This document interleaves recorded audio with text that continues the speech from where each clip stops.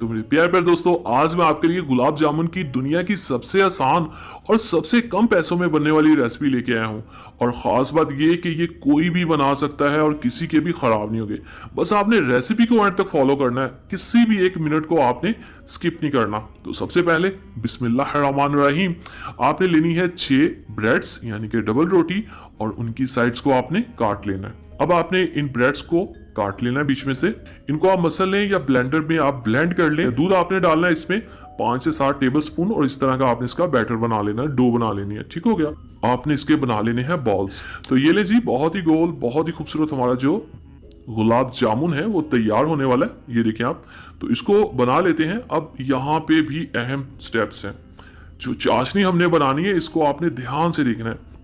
1.5 cup मैंने पानी का लिया है, 1 कप इसमें मैंने चीनी ली है। ठीक है।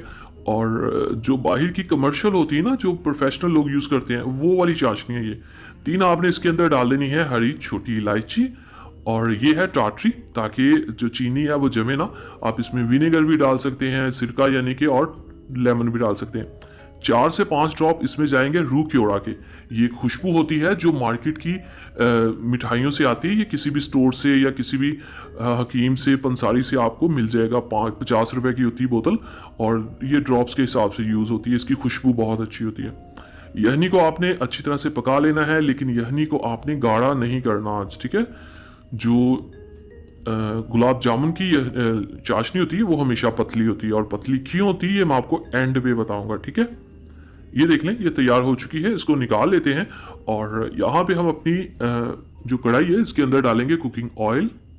कुकिंग ऑयल आपने यूज्ड वाला नहीं लेना, जिसमें आपने कोई भी नमक वाली चीज या कोई भी मिर्चों वाली चीज फ्राई की हो। नहीं, आपने फ्रेश लेना। अब आपने क्या, ये देखें, ये मैं बॉल्स बना चुका था गुलाब जामुन के लिए। तो ज्यादा गर्म ऑयल के अंदर आपने नहीं डालने, वरना इसका जो एक साइड से कलर जो है वो खराब हो जाता है। ठीक है। प्यार से कढ़ाई के अंदर डालें, और उसके बाद आंच को तेज कर दें। ये देखें, बबल्स बनना शुरू हो गए हैं।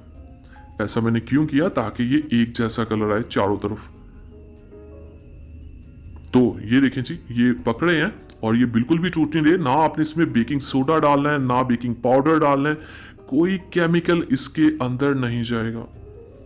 और एक और अहम बात कि ये जो चम्मच है ना, ये बहुत प्यार के साथ आपने हिलाना है। ये नहीं कि आप ऐसे ठाठा हिलाते जाएं और आपके गुलाब जामुन है वो टूट जाएं, और फिर आप मुझे व्हाट्सएप पे पिक्स भेजें, भाई मेरी ये रेसिपी खराब हो गई। तो ऐसा नहीं आपने करना। ठीक है।